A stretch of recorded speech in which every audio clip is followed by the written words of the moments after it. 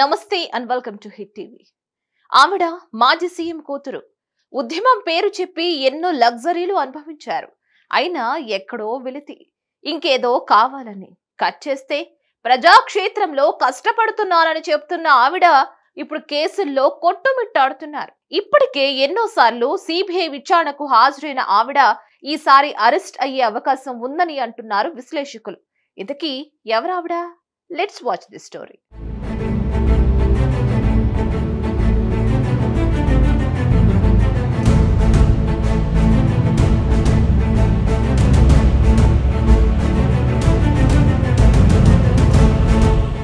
ఢిల్లీ మద్యం కుంభకోణంలో BRS MLC Kalvakuntla Kavitha arrest కానున్నారా?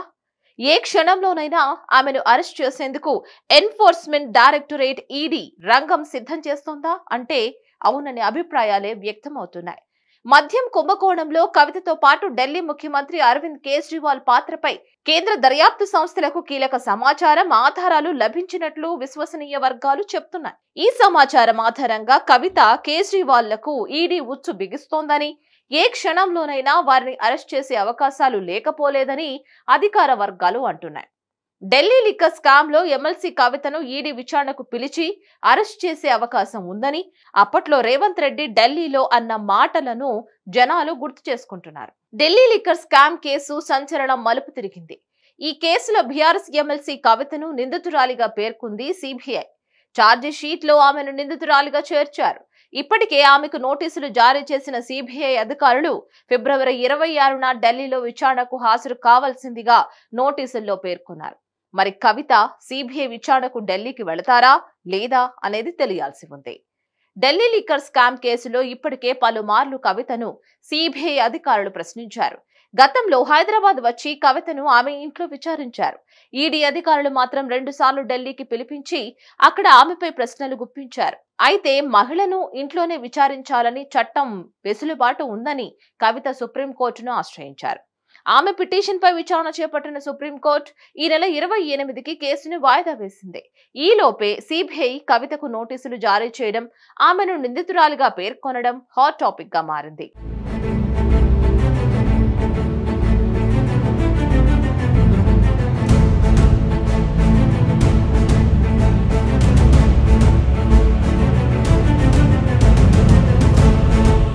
Liquor scam లో ఆరోపణలు ఎదుర్కొంటున్న ఎమ్మెల్సీ కవిత అరెస్ట్ అవుతుందా లేదా అన్న బెట్టింగ్ తెలంగాణలో జోరుగా సాగుతోంది. ఈ బెట్టింగ్ కూడా కోట్లలో కొనసాగుతుందని సమాచారం. అరెస్ట్ అయితే ఎంత, అరెస్ట్ కాకపోతే ఇంత అంటూ పెద్ద ఎత్తున బుకీలు దీనిని నిర్వర్తిస్తున్నట్లు తెలుస్తోంది. అయితే ఈ విషయాన్ని టీఆర్ఎస్ పార్టీ నాయకులు కొట్టిపారేస్తున్నారు. ఇది కేవలం ప్రతిపక్షాల డ్రామాలు అని, టీఆర్ఎస్ పార్టీని నేరుగా ఎదుర్కోలేక బీజేపీ చేస్తున్న కుట్ర అంటూ గులాబీ పార్టీ శ్రేణులు మండిపడుతున్నారు. టీఆర్ఎస్ నేతల మాటలకు అటు బీజేపీ స్ట్రాంగ్ గానే కౌంటర్ ఇస్తోంది. చట్టానికి ఎవరు అతిథులు కాదని, చట్టం తన పని తాను చేసుకుంటూ పోతుందని అంటున్నారు. ఇక్కడ కక్షపూరిత చర్యలు ఏమీ లేవని, ఆధారాలతో సహా ఉన్నాయి కాబట్టే కవితని ఇప్పటికే 3 సార్లు విచారించారని రివర్స్ కౌంటర్ ఇస్తున్నారు.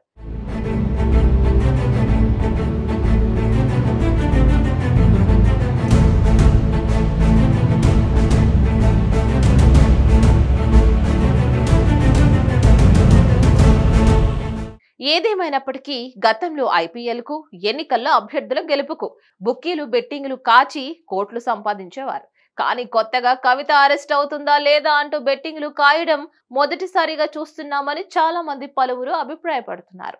ఈ విధమైన బెట్టింగ్లు ఏమాత్రం మంచివి కాదని, దీనివల్ల అమాయకులు డబ్బులు పోగొట్టుకునే అవకాశం ఉంది అని కూడా అంటున్నారు.